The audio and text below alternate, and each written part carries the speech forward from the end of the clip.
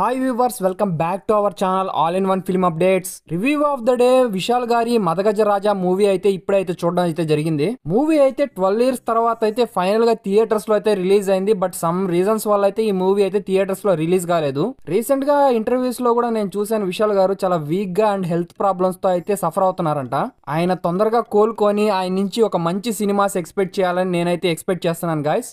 Movie అయితే 12 years తర్వాత అయితే రిలీజ్ అయింది. మూవీ ఎలా ఉందంటే, మూవీ అయితే ఒక మంచి కామెడీ ఎంటర్టైనర్, బట్ జస్ట్ చూడడానికి ఓకే. ఇంకా ఫుల్ మూవీ రివ్యూలోకి వెళ్లే ముందు ఇలాంటి మోర్ యూనిక్ రివ్యూస్ కోసం మన ఛానల్ సబ్స్క్రైబ్ చేసుకుని వీడియోకి లైక్ డిస్లైక్ ఇవ్వడం అయితే మర్చిపోదు. అలాగే మెయిన్ గా బెల్ ఐకాన్ అయితే యాక్టివేట్ చేసుకోండి గైస్. ఇంకా మూవీ స్టోరీ ప్లాట్ చూసుకుంటే, విశాల్ ఫ్రెండ్స్ అయిన నితిన్ సత్య, రమేష్ గారు అయితే విలన్ సోను సూద్ వల్ల అయితే ఒక ప్రాబ్లం లో అయితే పడతారు. అక్కడి నుంచి మన విశాల్ హీరో అయితే ఎంట్రీ ఇచ్చి ఈ విషయం తెలుసుకున్న విశాల్ అయితే మధ్యలో ఎంటర్ అయ్యి సోను సూద్ ని ఎలా ఎదిరించారు అండ్ వీటి మధ్య మతగజ అంటే ఏంటి, దాని మధ్య ఏం జరిగింది అనేది main story plot.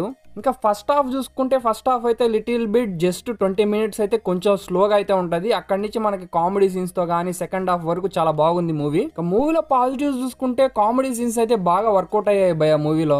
And 12 years తర్వాత రిలీజ్ అయింది కదా, ఈ మూవీలో అంత ఏముంటది అనుకున్నాను. బట్ మంచి కామెడీ ఎంటర్టైనర్ గా ఆ కామెడీ సీన్స్ కూడా అంత అవుట్డేటెడ్ గా లేకుండా బాగా అయితే ఇన్వాల్వ్మెంట్ తో బాగున్నాయి. మెయిన్ గా నాకు బాగా నవ్వు వచ్చింది, ఒక దగ్గర వరలక్ష్మి గారితో ఒక సీన్ అయితే ఉంటది భయ్య, చాలా బాగా కామెడీ అయితే బాగుంటుంది. మ్యాక్స్ లో అయితే ఒక మంచి కామెడీ అయితే తగలుతుంది, చాలా బాగుంటది. అంటే అందరు కమెడియన్ క్యారెక్టర్స్ ని పెట్టి చాలా బాగా అయితే, మెయిన్ గా సంతానం గారి గురించి చెప్పుకోవాలా, చాలా బాగా అయితే ఉంటది కామెడీ సీన్స్.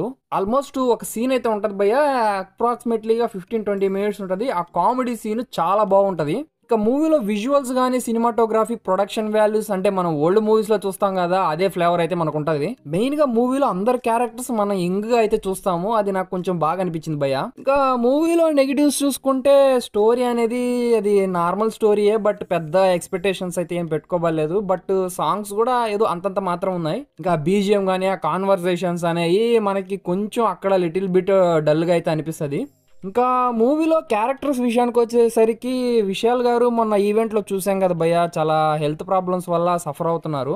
బట్ 12 years తర్వాత ఆయన్ని కొంచెం యంగ్ లుక్ లో చూసిన తర్వాత నాకు కొంచెం మంచి ఫీల్ అయితే కలిగింది. అంటే పాత సినిమాల్లో ఉన్న వైబ్ అయితే ఈ మూవీలో నాకు కనపడింది. కాబట్టి అంటే ఓల్డ్ సినిమా కాబట్టి ఆయన్ని కొత్తగా చూసినట్టు అనిపించింది. అంటే ఇప్పుడు ప్రెసెంట్ లో మనం చూసిన విధానం కాకుండా ఆయన ఓల్డ్ గెటప్ గానీ, ఆయన ఓల్డ్ క్యారెక్టరైజేషన్, ఓల్డ్ లుక్స్ గానీ, డైలాగ్ డెలివరీ గానీ అవన్నీ నాకు కొంచెం కొత్తగా అనిపించాయి. అంజలి గారి క్యారెక్టరైజేషన్ చాలా బాగా అనిపించింది. అంటే ఆమె ఒక యంగ్ లుక్ లో కనబడతారు ఈ మూవీలో, అది చాలా బాగుంది ఆమె స్క్రీన్ ప్రెజెన్స్. ఇంకా మెయిన్ గా వరలక్ష్మి శరత్ కుమార్ గారి గురించి మాట్లాడాలా, మెయిన్ గా ఈ మూవీలో ఆమె ఒక యంగ్ లుక్ లో ఈమెనా అనిపించేలాగా ఉన్నింది నాకు.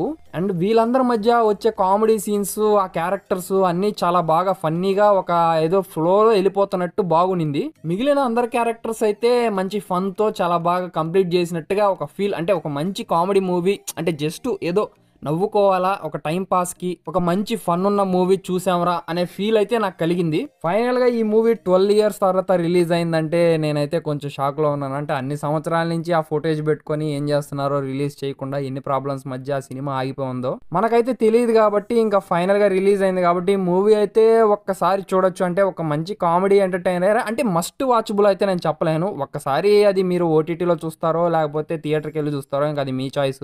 ఇంకా ఈ ఫైనల్ గా ఈ మూవీకి నేను ఇచ్చే రేటింగ్ వచ్చేసి 7.2 out of 10 అయితే ఇస్తున్నాను గాయస్. ఇంకా విశాల్ గారు తొందరగా కోలుకోవాలని అయితే నేనైతే కోరుకుంటున్నాను గాయస్. ఆయన నుంచి ఇంకా మంచి సినిమాలు రావాలని నేనైతే ఎక్స్పెక్ట్ చేస్తున్నాను. కాబట్టి ఇంకా ఇలాంటి మోర్ యూనిక్ రివ్యూస్ కోసం మన ఛానల్ సబ్స్క్రైబ్ చేసుకొని వీడియోకి లైక్ డిస్లైక్ ఇవ్వడం అయితే మర్చిపోవద్దు.